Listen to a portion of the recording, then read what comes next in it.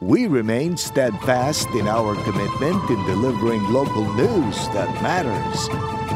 Stories that inspire. Enriching the lives of Filipinos in the Philippines and across the globe.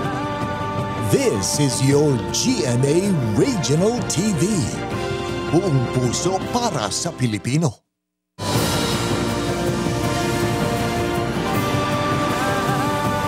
Ini ang GMA Regional TV 1 Western Visayas.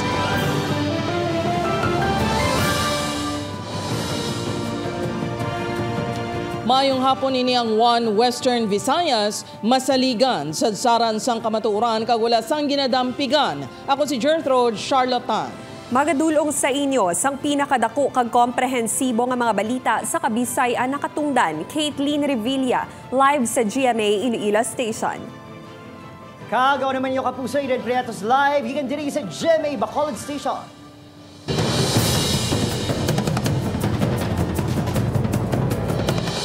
Good news sa mga motorista, rollback sa presyo sang gatong ipatuman buwas. Presyo sang gasolina maganubo sang tubtub 3 pesos kada litro, samtang malapit 3 pesos man sa diesel. Mga motorista nagalaom nga magpadayon pa ang pagnubo sa presyo sang gato. Yaring balita nga gintutukan ni John Sala.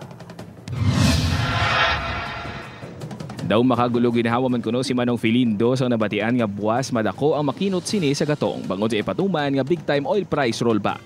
Bangon halos tanan nga balaklo nagataas ang presyo bisan paano may naganubo pa man kuno. Kan sa piso or sentimos makasave man na sa aton, makabulig na sa aton. Sa subong nga panahon pigado kinanglan naton gid na makatipid eh. Base sa oil industry sources, maganubo sang 3 pesos kag 5 sentimos kada litro ang gasolina, 3 pesos kada litro naman sang kerosina kag 2 pesos kag 45 sentimos kada litro sa diesel. Nagligad nga si Mana sang ginpatuman man ang pagdubo sa presyo sang gasolina kag kerosene samtang nagsaka naman ang presyo sang diesel. Gani maayo kuno nga balita ang dako nga buhin sa presyo sang gatong buwas kuno sa taxi driver nga si Alex. Ang pagnubo makatispasergid sa mga balaklo namon, mga bugas, sudan. Apang hirit sini, kung tani kuno mas dako pa ang buhin sa presyo. Mas lower pa tani para at least makabawi-bawi man. Dugay na gid gataas gadaas, pila ka semana na gid nagtaas ang gasolina. Tapos gamay lang ito. Magtaas sila 3 pesos tapos magbubo sila tag 25 centavos. Upod kay Hans Dischetto, John Sala. 1 Western Visayas. Kapuso, game na bitaw. Nag-umpisa na sa hugot kapag patuman sang clamping kag towing ordinance. Retired seaman nga nagpakonsulta lang kag nagpark sa no parking zone malapit sa ospital. Pinakauna nga napasampulan. Yaring balita nga atong gitutukan. Sa unang adlaw sang pagpatuman sang clamping kag towing ordinance sa Bacolod City, 8 na ka mga salakyan ang ginpang-tow, lakip diri yung mga auto kag tricycle. Ang minimum nga blayran ara sa 3,000 pesos. 200 pesos naman dugang kada adlaw samtang hindi ini magawan. Dugay tanan na ginaplano, dapat aware na kita na kay it's been 2 weeks na nga gina-announce nato. Isa sa mga una nga nasampulan sang bitaw ang anay seaman nga si Manuel Galang. Wala man inisang naghimo kundi tuluko na lang ang towing team samtang ginagaid ang i-auto. Ang iyarason kung nga nagpark malapit sa entrance sa ospital, nagpa-check up ini sang hinali nagtaas sa iya blood pressure. Nagpa-check lang ko na kay daw nagtaas BP ko la. Oo, tapos? Di wala pa gani 30 minutes pagbalik ko amo na naon. Sinjaon lang ko bla kay first time ko lang gigya mo. Sa nagapadayon ng operasyon, may paandam ang mga traffic enforcers sa operation team sang bitaw sa mga may magatuyo nga magpanuhol. Para sa service nila tricycle, bawal nga na di sila sa national highway nimo. Di na ano lang na namong gisagatag lang kami sang human consideration nga. Totoo na niya, wala na niya pugong-pugong. Agon ipakita nga seryosong LGU sa kampanya kontra trapiko. Ginmando na sa alkalde nga diretso na nga ito ang salakyan nga nagalapas sa ordinansa. Ang dilema sa clamping, ang salakyan ara padagyapon. Ang atong tuyo is ma-free up ta ang atong mga dalan so that hindi mag-traffic. No, we will direct more of towing kita than clamping. Madumduman nga sang tinilikdan ni Simana, 50 ka violators ang nadakpan sa ginpatigayon nga dry run. Upod, Kiril Gasilio, Adrian Prietos, 1 Western Visayas. Mga kapuso, pila ka mga Ilonggo OFW sa Israel ginpakigbahin ng ila inagyan samtang nagaluntad ang kinagamo sa nasambit nga pungsod. OWA 6 hugot ang monitoring sa mga OFW nga apektado. Ini ang gintutukan ni John Sala, exclusive.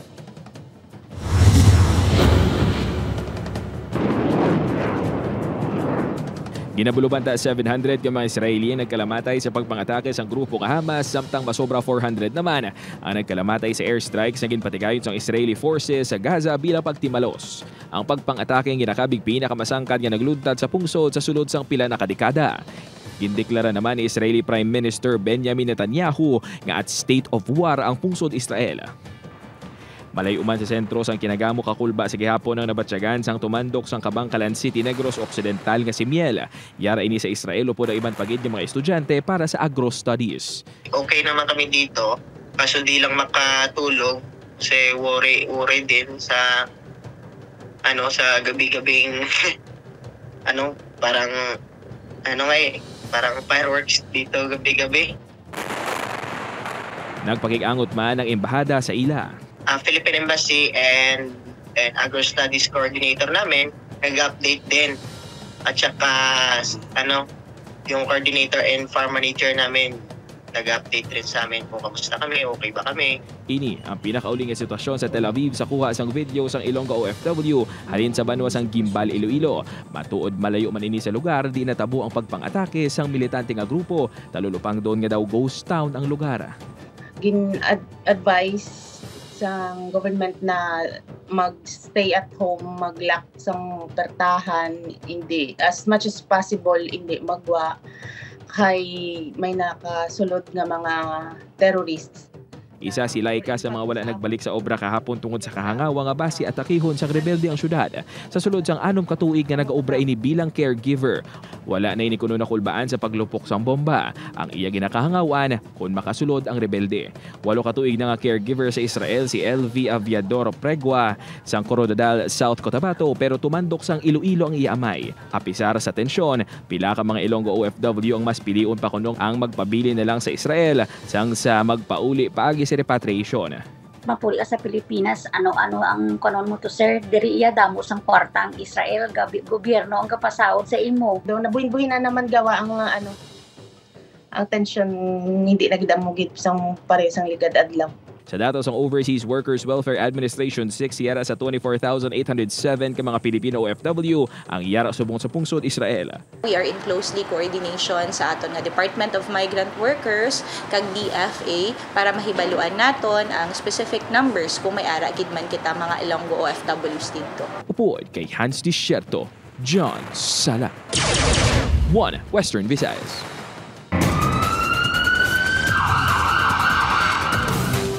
Sa Pavia, Iloilo, patay ang 38 anyos nga lalaki matapos ginbuno sang iya kaupod sa trabaho. Si Zen Kilantang nakatutok. Patay ang 38 anyos nga si alias Noel matapos nakaangkon sang patal nga pilas sa dughan kag likod sang ginbuno sang iya upod sa trabaho nga si alias Rudy sa barangay Ungka 1 Pavia. Ang duhang nagaobra sang hollow blocks. Sa investigasyon sang Pavia Police, nag-inom-inom ang duha sa sulod sang ila barracks. Bangod sa tuman ka kahulugon, nabuno sang suspect ang biktima. Drunk inis. Kay kasi nakainom ni sila nga duha. Kaging kadwa pagin naton nga may naimpito ini nga aton nga suspect. Kay so happen nga kun makainom ang aton nga biktima. Ginako ni alias Rudy ang krimen. Sunod sa iya na impito ini bangod makapila ka beses nga gintayaan sang suspect sang pinuti ang iya bata nga nagatrabaho man sa lugar. Pagambal na nga ako na bako ng lain buot mo, prangka ako kay na masunod mo sa way ko sa bata mo. Basta na pat yun ko ran, hambal na. Hindi ko na kung yasta ikaw mapenta, pat yun naman ko naman. Kaya mo to daw, nagtukod na daw, way ko to yung mensaron lang. Kaso nga murder ang ipasaka nga kaso sang kapulisan batok sa suspect nga preso na sa Pavia Municipal Police Station. Upoy Carmel Porquia, Zen Kilantang, 1 Western Visayas. Mga puso, 32 anyos na lalaki patay sa aksidente sa Bacolod City. Biktima, posibleng hubog. Sunod sa pulisan, nakatutok Aileen Pedreso. Patay ang 32 anyos nga seaman nga si Ken Saison, residente sang Dos Hermanas, Talisay City, matapos maaksidente samtang nagamaneho sang motorsiklo sa Bangga, Villamar, Barangay Mandalagan, Bacolod City. Sunod sa kapulisan, gindulong siyang biktima ang Abian City matapos mag-inom-inom pasado las 5 Sabado sang kaagahon. Sang paliko sa kurbada nga bahin sang dalan na alang-alang si Saison kag nawadaan sang kontrol. Isa siguro sa rason nakainom sila. Ikaduwa naglagsanay gid sila. Naglagsanay sila kay from halin kundi ito sila naghalin. Naglabay na sila sa home site, nag-overtake siya. Bangod sa impact, wala na natabangan pa ang biktima. 15 metros naman ang distansya sa motor sini nga nagtabog. Abiso sang kapulisan sa mga motorista. Kung mahimo, hindi magmaneho kung nakainom. Kaglikawan man ang pagpalumbaanay sa dalan. Kung nagkaka-aksidente, gani ang wala nakainom, how much more ang nakainom? Kailain na ang aton nga wisdom, ang aton decision making kung nakainom. Social drinking lang, hindi gid mag-ubos-ubos.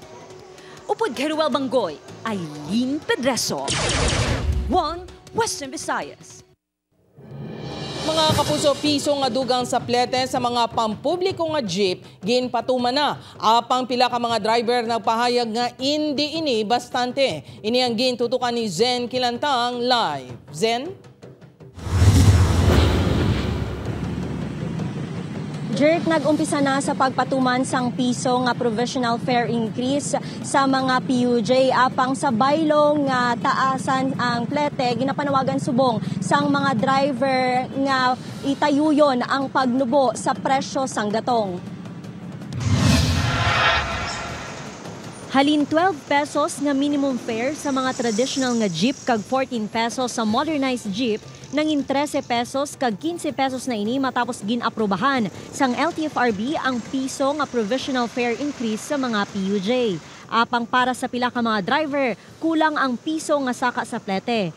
Hindi nga magsaka piso, way na ang driver ka kuano lang na, nagbalik-balik ara lang sa krudo. Ang importante manubo ang krudo. Para sa pasahero nga si Jerwin, dako na nga bagay ang piso nga saka sa plete. Ginakabalakan sini ang mangin domino effect sa mga nagapanguna nga balaklon. Siyempre apektado lalo na mga estudyante, mga nagaobra. Siyempre dako nga epekto na sa ila. Samtang ginkasugtan sa mga drivers sang Jeepney Owners and Drivers Association of Dingle nga hindi anay magsukot sang duga nga piso sa mga sumalakay bangod wala pa sila nakakuha sang fare matrix sa LTFRB. Wala to na mo kung magdako nagiti mo to pagkuha na mo. Pero pag parinyo na kami gina-charge kita sa amon ang taripa nga na bayran gina na mo sa LTFRB na amo na. Pero kung waway kami gakuha. Apang ginklaro sang LTFRB nga wala sang bago nga fare matrix nga i-issue ang ahensya. Hindi apektado ang fare matrix bangod na kapag kitman sa mando nga ang first 4 kilometers lang ang gindugangan sang piso. Buot silingon, wala sang direktiba nga magkuha ang mga operator o kon driver sang bago nga fare matrix. Why nakislaki ng land magkadto diri? And if they charge on the basis of that order, wala sila sing ginpaskil nga notice sa ila sa lakyan. Hindi sila makakulba, wala sila sing multa nga makuhaon sa amon. Nga ibalayran sa amon. Jertson, sa LTFRB temporaryo lang ang provisional fare increase kaga anytime bawion ini sang ahensya sa tion nga maresolba ang petisyon sang transport groups angot sa ilang permanent increase sa pletehan sa mga PUJ. Jert? Madamo nga salamat sa detalye, Zen Kilantang.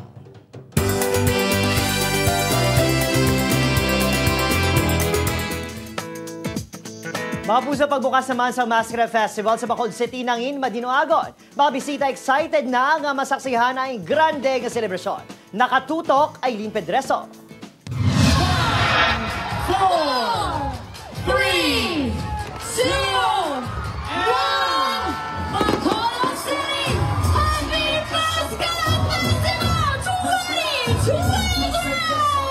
Nangin worth it ang masobra 6 ka oras nga hulat sa mga bisita kag syempre mga bakulod nun. Agud masaksihan ang opisyal na pagbukas ng Mascara Festival 2023 o kunang salubong sa Mascara 2023. Antes ang deklarasyon, naghatag sang kalingawan ng live bands, bagay nga gin-enjoy gid sa mga tumalanaw sa Bacolod City New Government Grounds. Ang Irish national nga si Danny upod ang girlfriend nga Pinay nga si Jennifer nalipay nga masaksihan ang Masquer Festival sa Bacolod City subong nga 2023. Sang nagligad kuluabi nga tuig, wala sila nakatambong sa selebrasyon, bangod wala nakahingagaw nga makakuha sang tiket. Gani karon nga Masquer Festival, luyag sa magnobyo nga mangin unforgettable ang ilang nga experience. 11 months I've been listening about Mascara. I'm excited. Very good. Ang ilang nga mascara dance. Yeah, tapos ang mga tao diri sa Bacolod, kag ang NCC, kag ang highlights sa mga gabi. Ang amay naman nga si Marvin, simple lang ang goal nga ma-enjoy ang Masquer Festival kag magsinadya upod ang pamilya. Ang maalaga ko lang mga bata, okay na sa ako. Upod kay Ruel Bangoy ay Dean Pedreso. One Western Visayas.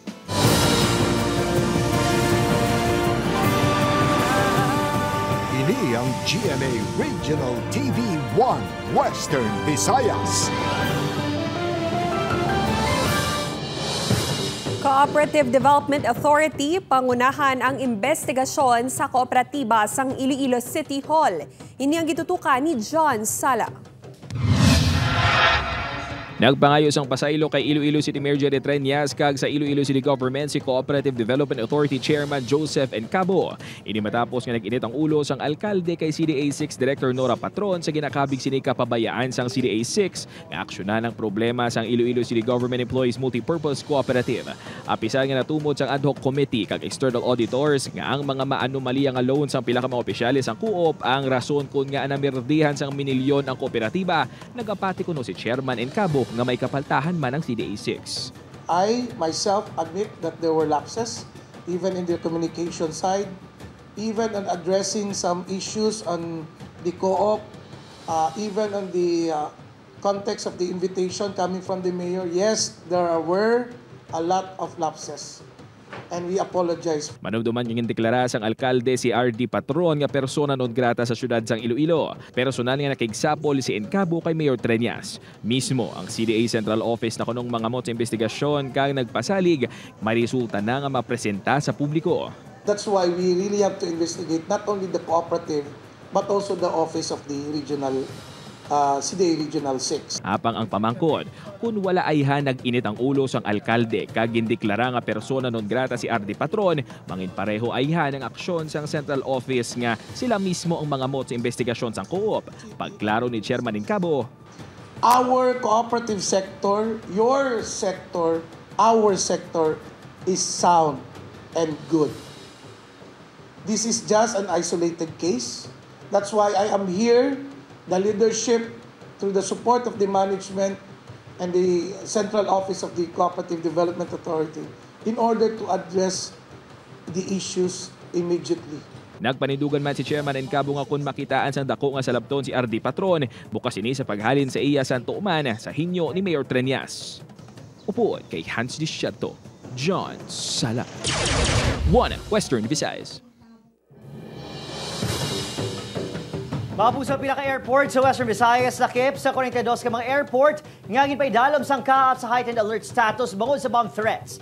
Iloilo International Airport kag BSA o kan Bacolod Silay Airport nagapatuman sa hugot nga security protocols. Yaring balita ang atong gitutuka.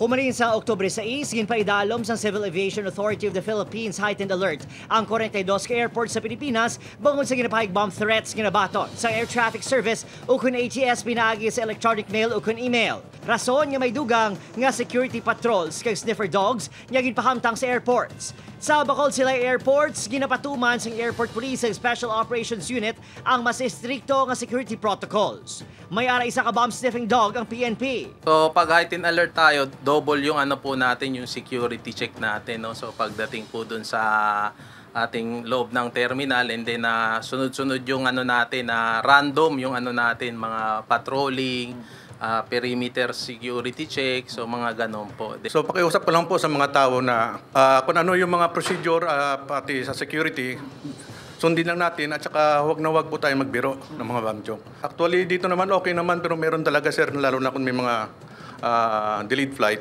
siguro gati-trigger yung isip nila kaya kung maghahimos ang di maayos sir na senaryo sir.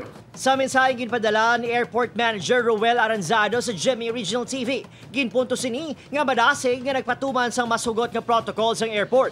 Kasunod sang direktiba sang Kaap Central Office, humaling pa sang nagligan nga semana. Nagpasalig man ang tagdumalahan sang Kaap Iloilo nga hugot ang security measures nga ginapatuman at pisari nga wala sang direkta nga epekto sa lugar ang bomb threats. Magluwas sa Iloilo International Airport kag Bacolod Airport. Nalakip man ang Calibo International Airport sa mga ginpaidalom sa heightened alert. Upod, Kiril Casillo, Adrian Priatos, 1 Western Visayas. Sa kabatuan ni Iloilo, gasolinahan gin-hold up sang 3 ka mga persona. 20,000 pesos nga kwarta kag mga cellphone gintaban sa mga suspect. Si Kim Salinas nakatuto. Nakita sa CCTV footage ngayon ang pag-abot sang 3 ka persona sakay sa isa ka motorsiklo sa gasolinahan sa Bypass Road, Cabatuan, Iloilo, Domingo sang hapon. Apang pagkatapos nga magpatugong kag tiyo na nga magbayad, hindi kwarta kundi pusil ang gintaya sa mga ini sa mga nag-aobra sa gasolinahan. Why do ka hulag sir? Daw na trauma bla ka amo to nga natabo. Kay 3 abis sila kung kung madakpan mo to isa may duha pa silang upod. Kintaban sang wala pa nakilala nga sospek ang 20,000 pesos nga kwarta kag 3 ka cellphones. Suno sa Cabatuan Police, wala sila sa may namonitor nga grupo sa Banwa nga naghimos ang kaangay nga estilo sa pagpangawat sa mga sospek.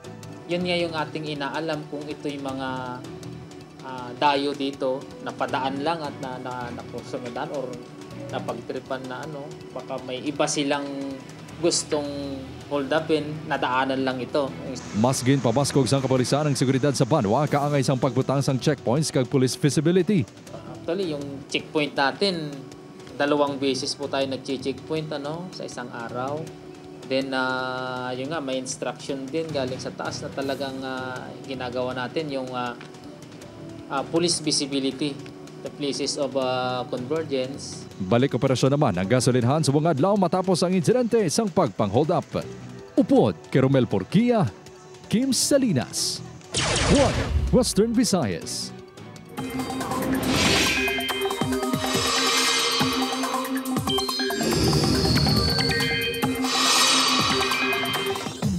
Mga kapuso, isa ka bagyo kag isa ka low pressure area ang ginamonitor sa buong sang pag-asa sa nasidlangan sang Philippine Area of Responsibility.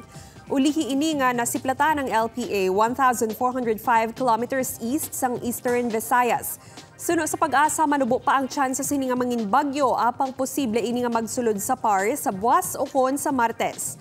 Halos tupad sini ang bagyo nga may international name nga Bolaven nga yara sa 2,830 kilometers east of Eastern Visayas.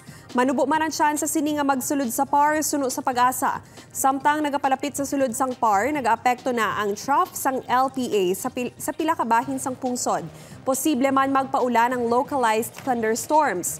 Base sa datos ng Metro Weather, maka-eksperyensya sang ulan ang pila ka bahin sang Aklan, Capiz, Iloilo, Antique, Guimaras, kag pila ka bahin sang Negros. May mabaskog nga ulan sa Negros Occidental gani manginhanda sa posible baha o kun pag-usmod sang duta.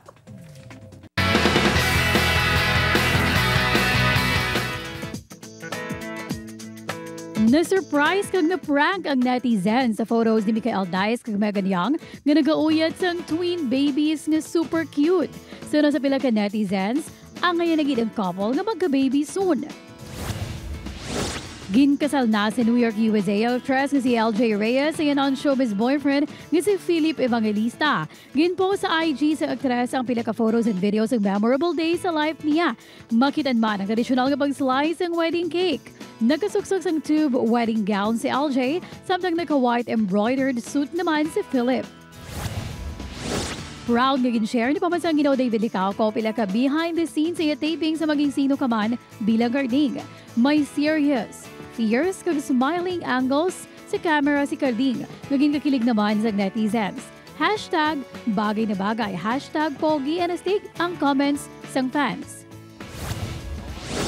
Samtang yari naman ang mga eksenang hindi mo dapat mamiss sa maging sino ka man. Si Carding kag Dino may feelings na bala sa isa kag isa, mahimo na bala ni Dino nga akuon nga siya gid si Monique. Pero malayon balay ni subo nga magasunod na sa eksena si Betty. Inakagiban pa ang kilig aksyon ng mga eksena ang bantayan sa maging sino ka man sa GMA Telebabad pagkatapos ng 24 oras.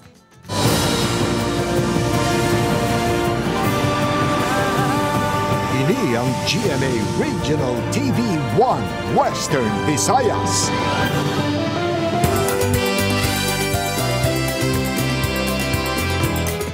Mga kalibonhon kag bisita gindag sa ang opening salvo sang Kalibo Santo Niño at Atian Festival 2024. GMA Regional TV nang inkabahin sa pagbukas sang festival. Ini ang itutukan ni John Salap. Liwat nga nabatian ang matunog kag masadya nga tunog sang drum, simbolo sang mainit nga debosyon sang mga kalibonhon kay Senyor Santo Niño. 80 ka mga tribo kag modern groups ang nagsadsad padulong sa Pastrana Park sa ginhiwat nga opening salvo sang Kalibo Santo Niño at Atian Festival 2024 sang Sabado. Insundan ini sang programa kadungan sang opisyal nga pagbukas sang ginakabig Mother of All Philippine Festivals. I now declare the opening of Kalibo Santo Niño at Atian Festival 2024. Viva kay Senyor Santo Niño! Viva kay Senyor Santo Niño! Siyempre, kaupod sang LGU sa selebrasyon ng GMA Regional TV. Isa ka memorandum of agreement ang inpermahan ng Mayor Julie Sucro kag GMA Regional TV Iloilo Station Manager Jonathan Cabilion para sa official media partnership. Naghatag man sang dugang kasadya si kapuso actress kag TikTok Lock host Rabia Mateo. All-out performance si Rabia sa iya dance number. Siyempre, nagsampol man ini sang pagrampa.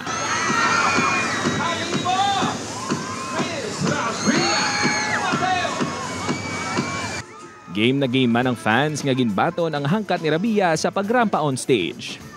Nakigroovy man ini sa mga kalibonhon. It's very overwhelming, I'm very flattered, and I'm so honored to be part of the opening salvo. Ginabantayara sa 15,000 na nagpakigbahin sa opening salvo suno sa Kalibo Police. Mag-uumpisa naman ang nagkalain-lain nga aktibidad sa Kalibo Santo Niño at Atian Festival 2024 sa January 5 to 21. Upod kay Marvin Lauderes, John Sala. 1 Western Visayas. Iloilo City Veterinary Office nagpatigayon sang libre nga rabies vaccination, spaying kag neutering sa pagsaulog sang Animal Welfare Week. Ini ang gintutukan ni Kim Salinas. Ginabanta 80 ka fur parents kaupod ang ilang fur babies ang nagpakigbahin sa aktibidad sang Iloilo City Veterinary Office bilang pagugyon sa Animal Welfare Week santo sa Proclamation No. 715. Madinalagon nga nabakunahan ang 160 ka mga hinuptanan. Sa ginabanta 40,000 nga populasyon sang Ido kag Kuring sa syudad sang Iloilo, mas sobra 20,000 na ang nabakunahan kontra rabies. Nasa 50% na kita na vaccination rate and we are looking forward na maaprubahan yung procurement ng additional vaccines nato, rabies vaccines. So by November, mahit natin at least yung 70% na herd immunity diri sa City of Iloilo. Samtang 48 naman ka Ido kag Kuring ang nagpaidalom sa spaying and neutering. Ini ang proseso sa pagkuha sa matres kag gubaryo sa babae nga sapat kag pagkapon sa mga lalaki nga sapat. Para kay Charisse, ginpakapon niya ang iya Kuring bangon hindi siya gusto magdugang sa populasyon sa mga hinuptanan niya ginapabayan. Budlay nga hindi sila maalagaan mayo. Dan budlay man para sa part nga magasto, magpakaon and everything. Especially kay Boy kay very choosy sa food. Tiyan mo na hindi lang sa aton nga part kundi pati man sa ilang mabantayan gid kag hindi na bala magdugang. Pulo naman ka mga Ido kag Kuring ang nakuha for adoption sa ginpatigayon nga aktibidad. Upod kay Cirilo Renduque, Kim Salinas. 1 Western Visayas.